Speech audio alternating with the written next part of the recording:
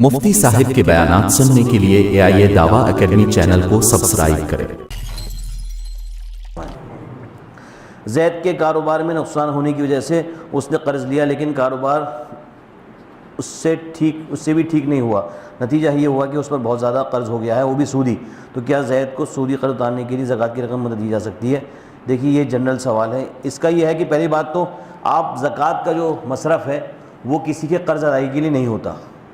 اگر کوئی آدمی نے قرض لیا ہو اپنی ضرورتیں پوری کرنے کے لیے، جس میں ضرورتیں ایسی ہوں جس کا اس کا بیچارے گزارا ہی نہیں ہو پا رہا، تو اس قرضے کی ادائیگی کے لیے الگ الگ مسئلے ہیں۔ لیکن یہاں جو آپ نے کاروبار کے لیے بتایا ہے، یہ پوری صورتحال پتہ چلے گی تبھی جواب دینا ذرا آسان ہوگا۔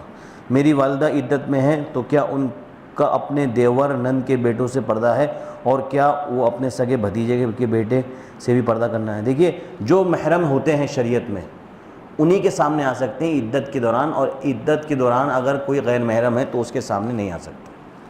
اور جیسے یہ بھتیجا بھتیجی یہ تو محرم ہوتے ہیں، لیکن جو ممانی ہوتی ہیں وہ محرم نہیں ہوتی، تو اسی وجہ سے جو ہے یہ ہے ساری بات۔ اور دوسری بات یہ ہے کہ ہم سمجھتے ہیں کہ جو ہمارے ساتھ بچپن سے رہ رہا ہے، یا کوئی بھی ہمارے ساتھ کام کر رہا ہے، یا ہمیں کسی نے چھوٹے سے ہمارے پاس رہا، تو دیکھیے وہ آپ کا محرم نہیں بن گیا، وہ غیر محرم ہی کہلائے گا آخری موقع تک۔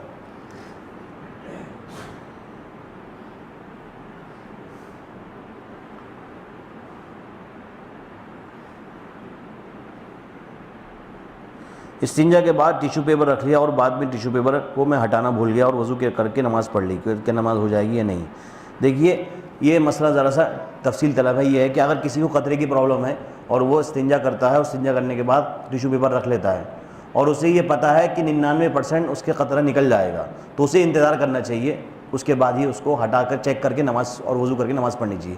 لیکن کسی کو یہ پتہ ہے کبھی آ جاتا ہے کبھی نہیں آ جاتا ہے، تو وہ اس ٹیشو پیپر کے رکھے رکھے بھی نماز پڑھ سکتا ہے۔ لیکن اگر کسی کو یہ بات پتہ ہے کہ میں صرف احتیاط کے طور پر رکھ رہا ہوں، مجھے کبھی کبھار آ جاتا ہے ایسا مسئلہ، تو اس کی نہیں گنجائش ہے۔ لیکن اگر جس نے مثال کے طور پر جس کو اکثر وہم رہتا ہے اس کو تو چیک کرنا ہی ہے، لیکن جس کو وہم نہیں رہتا اس نے کبھی بعد میں چیک کرا اور خدا نہ خواستہ قطرہ مل گیا، تو اسے نماز دہرانی پڑے گی، ورنہ تو اگر اس نے چیک نہیں کیا اور نماز کا وقت نکلے تو اس کی نماز ہو جائے گی۔ عقیقے میں لڑکے کا سر مونڈنا ضروری ہے؟ نہیں، عقیقے میں یہ سر مونڈا جاتا ہے، یہ ایک مستحب عمل ہے، یہ کوئی ایسا نہیں ہے کہ واجب یا فرض کے درجے میں ہے۔ اس سے کیا ہے کہ جو سارے طریقے ہیں کہ عقیقہ کرو تو سر کے بال کاٹ لو، ناخن کاٹ لو، اور اس کے برابر وزن کا صدقہ کر دو، یہ ہم نے کچھ طریقے بنا لیے ہیں، لیکن عقیقہ ہم جانور کرتے ہیں، یہی سب سے بڑا صدقہ ہو جاتا ہے بچے کی طرف سے۔ اس میں اگر آپ نے بالوں کا اور ناخنوں کا صدقہ نہیں بھی کیا تو اس میں ایسا نہیں ہے کہ آپ نے کوئی عمل چھوڑ دیا، عقیقہ کرنا ہی مستحب ہے، اس کے اندر مستحب کے اندر اتنے لوازمات جوڑنا تو یہ شریعت کی